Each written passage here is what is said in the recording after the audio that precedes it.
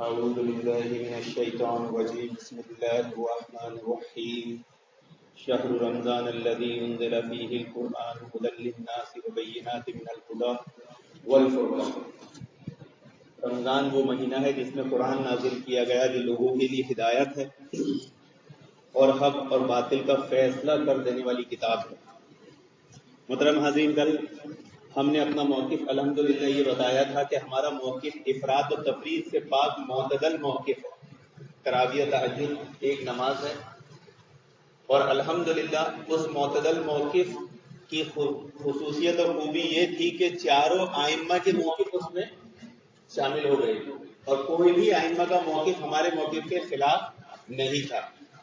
ایک روایت، ایک حوالہ گزرا تھا حنبلی فقہ سے جسے طاہر غیاوی نے پیش کیا تھا کہ تراویح 20 رکعت ہے تو جو تراویح پڑھے گا وہ اس کے بعد 3 وتر پڑھے گا، لیکن اگر کوئی رات میں تہجد پڑھنا چاہے تو وہ تراویح کے بعد وتر نہیں پڑھے گا بلکہ پہلے تہجد پڑھے گا رات میں اور پھر وتر پڑھے گا۔ تو اس سے یہ دھوکہ یا یہ مغالطہ دینے کی کوشش کی کہ دیکھو حنبلیوں کے نزدیک بھی تراویح 20 رکعت ہے، جبکہ بات گزری تھی کہ امام حنبل کا موقف بھی اس مسئلے میں 40 رکعت تک۔ امام حنبل بھی 20 رکعت یا 8 رکعت یا 12 رکعت یا 16 رکعت نہیں، بلکہ اس میں گنجائش ہے، نفل نماز ہے اور مستحب ہے، تو 40 رکعت تک کا امام حنبل کا موقف ہے۔ تو جب امام حنبل کا یہ موقف ہے کہ 40 رکعت تک ہے تو حنبلی فقہ میں 20 رکعت کیسے ہو سکتی؟ پہلا اصول۔ پھر ایک بات گزری تھی انور شاہ کاشمیری کے ذریعے سے کہ انور شاہ کاشمیری فرماتے ہیں رحمہ اللہ علیہ کہ تراویح اور تہجد ایک نماز ہونے پر سب کا اتفاق ہے، سب کا اجماع ہے، چاہے وہ حنفی ہو، مالکی ہو، شافعی ہو، حنبلی ہو، اہل حدیث ہو، سب کا اس بات پر اتفاق ہے کہ تراویح اور تہجد ایک ہی نماز ہے۔ جب ایک ہی نماز ہو گئی تو حنبلی فقہ کی عبارت کا معنی یہ ہوا ہی نہیں جو مقلد لے رہے ہیں کہ تراویح 20 رکعت ہے، بلکہ کیا معنی ہوا؟ کیفیت، کہ ایک ہی نماز کی کیفیت بیان کی جا رہی ہے۔ اگر ان کے نزدیک صرف 20 رکعت تراویح ہوتی تو پھر وہ یہ کیوں کہہ رہے ہیں کہ 20 رکعت کے بعد اگر تہجد پڑھنا چاہے تو اس کے بعد وتر پڑھے، کیونکہ 20 رکعت تو تراویح پڑھے گا تو پھر اس کے بعد تہجد کتنی پڑھے گا؟ 8 پڑھے گا، پھر وتر کتنی پڑھے گا؟ 3 پڑھے گا، تو کتنی رکعت ہو گئی؟ وہ 31 ہو گئی۔ تو ان کو تو بولنا چاہیے تھا نا کہ تراویح 31 رکعت ہے، کیونکہ جب دونوں نمازیں ایک ہی ہے۔ حنفیوں کی سب سے بڑی دلیل یہی ہے کہ اس نماز کی کیفیت میں فرق ہے، یعنی جو کیفیت کا فرق ہے نا، یہ سب سے بڑی ان کی دلیل ہے۔ اور ان دلائلوں کے جمع کر کے ساری کیفیتوں کا فرق کو جمع کر کے بتاتے ہیں کہ دیکھو اتنے سارے دلائلوں کے انبار ہیں ہمارے پاس تہجد تراویح الگ الگ ہونے، جبکہ یہ الگ ہونے کی دلیل نہیں ہے بلکہ ایک ہی نماز کی کیفیت کی دلیل ہے۔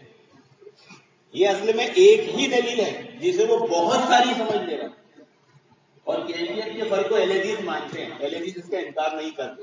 بات یہ بھی گزری تھی کہ یہ کیفیت کا فرق تم نے کہاں سے لائے؟ تو میں نے بتایا تھا کہ برہان دلیل اگر ہم دینا چاہیں تو ایسی دلیل جو ان کے گھر کی کتاب سے ہو، جس پر وہ ایمان رکھتے ہیں، جیسے یہودی جس کی کتاب پر ایمان رکھتے تھے، اللہ رب العالمین نے انہیں سے پوچھا ہاتھو برہانکم، تمہارے پاس کوئی دلیل ہو تو بتاؤ، تمہاری کتاب میں کوئی بات ہو تو بتاؤ۔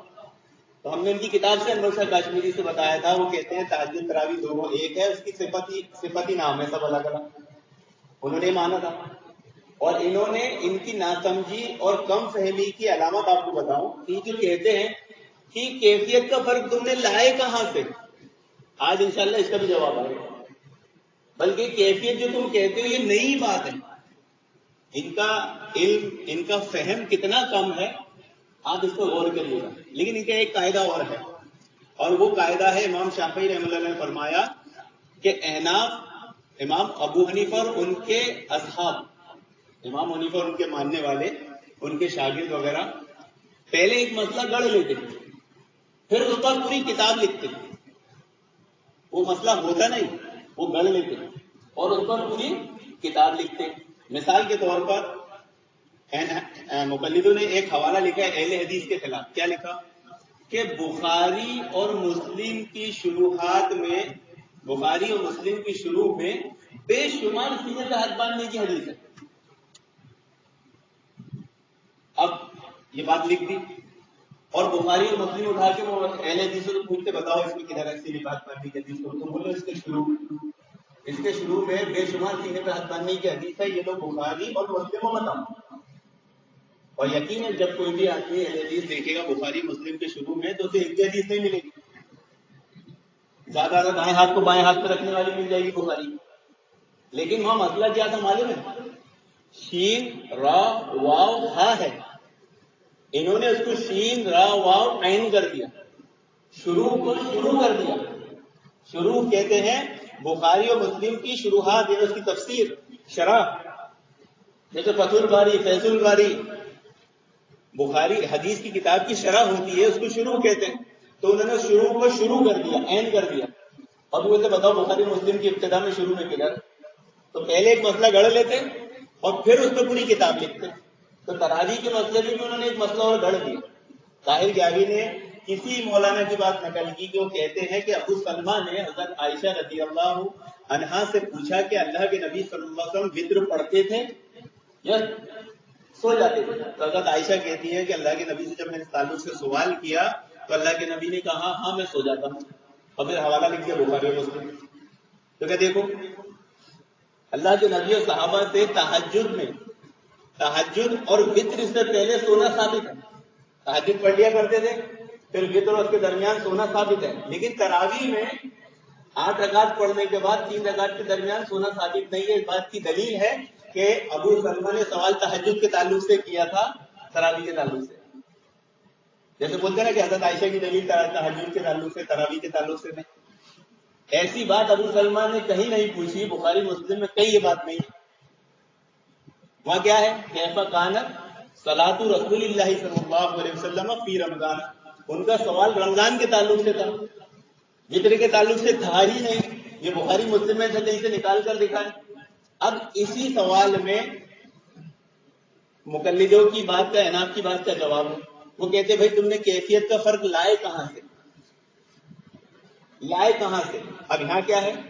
طاہر جاوی نے اس پہ کیا کلام کیا تھا کہ ابو سلمہ نے حضرت عائشہ سے جب پوچھا کہ اللہ کے نبی رمضان کی نماز کیسے پڑھتے تھے تو کہ یہ کیفیت کے تعلق سے سوال تھا، لیکن حضرت عائشہ نے رکعتوں کی تعداد بتا دی. خود کہہ رہے ہیں کیفیت کو خود مان رہے ہیں اور پھر ہم کو ہی کہہ رہے ہیں کہ تم نے کیفیت کا فرق لائے کہاں سے. تو یہ ان کی ناسمجھی، کم علمی، کم فہم کی علامت ہے کہ خود جو بات کہتے ہیں وہ سمجھتے نہیں. اب یہاں پر کوئی بات نہیں ہے محترم حاضرین کہ انہوں نے وتر کے تعلق سے سوال کیا تھا، انہوں نے فی رمضانہ کے تعلق سے سوال کیا تھا. فی رمضانہ سے مراد کیا ہے سب جانتے ہیں؟ تراویح کی نماز.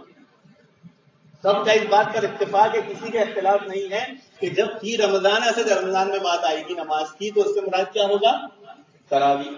حضرت عائشہ نے رمضان کے ساتھ ساتھ آخر میں سوال جواب سیشن اللہ کے نبی کا خود بیان کیا. ابو سلمہ نے نہیں پوچھا تھا کہ اللہ کے نبی کیا کرتے تھے. یہ کیفیت کس نے بیان کیا؟ حضرت عائشہ نے. تو ایک ہی نماز کی کیفیت بیان کی جا رہی ہے جس سے احناف خود مانتے ہیں کہ کیفیت کا سوال تھا، اور پھر بعد میں بولتے کہ کیفیت کا فرق تم نے لائے کہاں سے؟ یعنی کوئی نئی بات ہے، کوئی نیا دین ہے. یہ نیا دین نہیں محترم حاضرین، بلکہ یہ اصحاب کا طریقہ ہے، یہ ہمارا اسلاف کی سنت ہے. ہمارے اسلاف نے اس کو سمجھا ہے، ہم کو سیکھنا ہے، سمجھنا ہے. خلاصہ کلام یہ ہے کہ تہجد کی نماز پورے سال الگ الگ کیفیت سے پڑھی جاتی ہے. ان کیفیت کے فرق کو الگ الگ دلیل نہیں بنایا جا سکتا، بلکہ وہ ایک ہی دلیل ہے. مثال کے طور پر احناف سے اگر پوچھا جاتا ہے کہ بھائی رفع العین نہ کرنے کی تم دلیل دو، تو آپ کو کتنی دلیلیں گنا دیں گے؟ 35.